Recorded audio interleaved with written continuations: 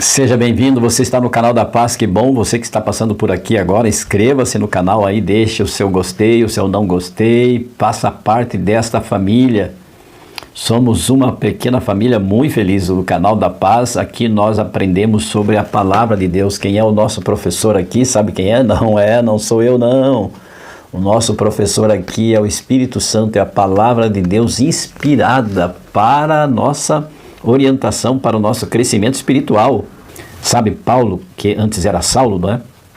Ele era uma autoridade romana, um mandatário romano, e ele era um fariseu daqueles cumpridores da lei, e ele, de forma sincera, ele defendia a lei de Moisés, os mandamentos, e ele perseguia os cristãos. Quando apedrejaram Estevão, ele estava lá, olhando, acompanhando, e diz no capítulo 9 de Atos, diz assim: Saulo, ainda não era Paulo, respirando ainda a morte contra os discípulos do Senhor, dirigiu-se ao sumo sacerdote.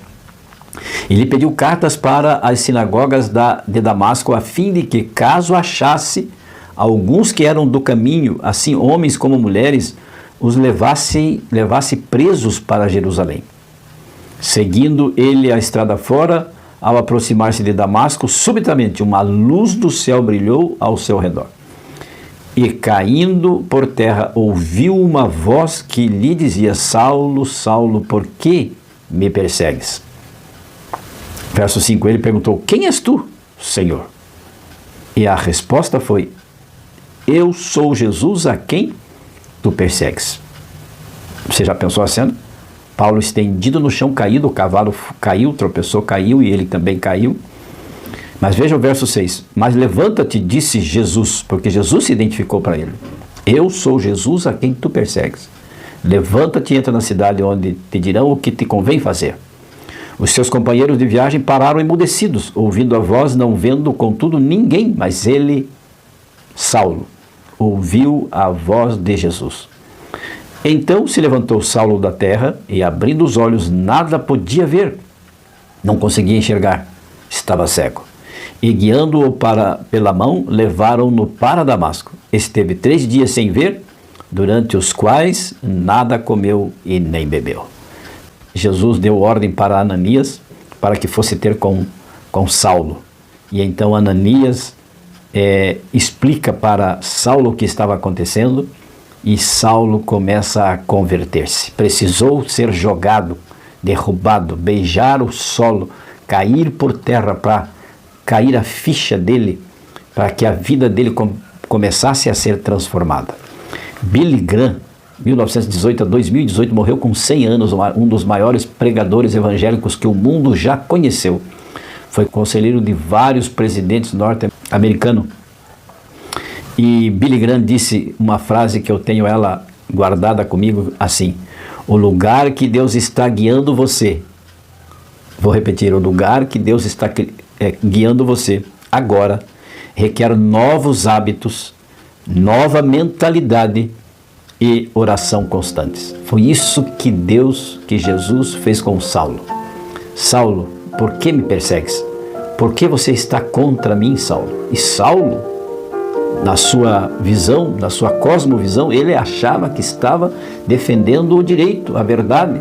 Ele era cumpridor da lei, era fariseu. Os fariseus, eles eram rigorosamente cumpridores da lei, mas não tinham o amor de Jesus em suas vidas. Não conheciam a graça perdoadora, a graça que reaviva, a graça que restaura, a graça que justifica, que nos faz novas pessoas.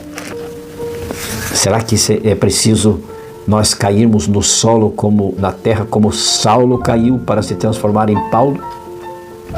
Quando Jacó lutou com Jesus lá no Vale do Jaboque, com o anjo, que era o próprio Cristo, o próprio Jesus, que foi interceptá-lo, depois que Jacó lutou a noite toda no Vale do Jaboque, então Jesus, segurando Jacó, disse assim: eu preciso ir.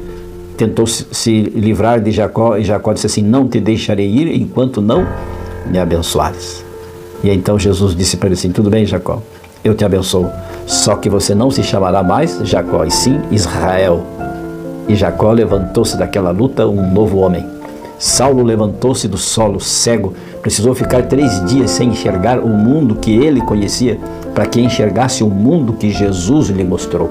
O caminho da verdade, o caminho da vida, o caminho que transforma, o caminho que salva. É esse o caminho que você precisa seguir. Por isso Billy Graham, ele disse uma coisa verdadeira, corretíssima. Disse assim: o lugar que Deus está levando você, que Deus está guiando você agora, requer novos hábitos, ou seja, mudança de hábitos antigos, de crenças velhas, de dogmas, de costumes, de inverdades, de sofismas, para que você tenha uma nova mentalidade e também que você passe a orar constantemente.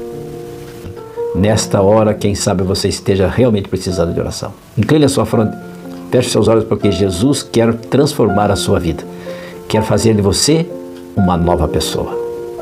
Oremos. Senhor meu Deus, tenha misericórdia de nós. Como o Senhor é misericordioso, que atenta para as nossas necessidades, para as nossas vãs filosofias.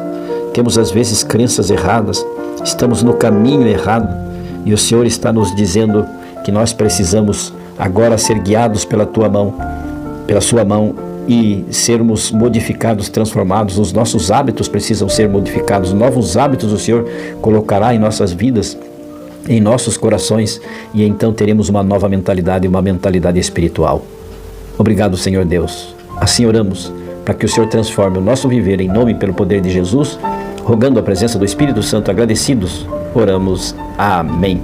E lembre-se, amigo, amiga, aquele que ouvir a palavra de Deus, este habitará seguro, em paz, tranquilo e sem temor. Fiquem com Deus. Amo vocês. Tchau, tchau.